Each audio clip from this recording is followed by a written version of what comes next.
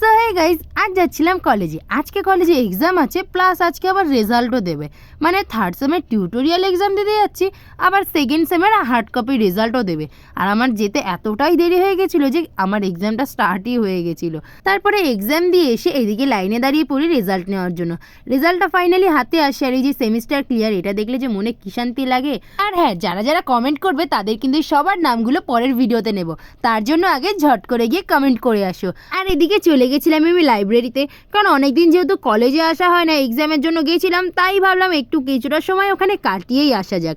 তারপর অনেকক্ষণ বসে থাকার পর ওখান থেকে বাইরে বেরিয়ে এদিকে এসে দেখি আমার বেস্ট ফ্রেন্ডটাও কলেজে চলে এসেছে। ওরও আজকে রেজাল্ট ছিল, বাট আগে বলা হয়েছিল মেয়েদের দেবে, তারপরে ছেলেদের দেবে।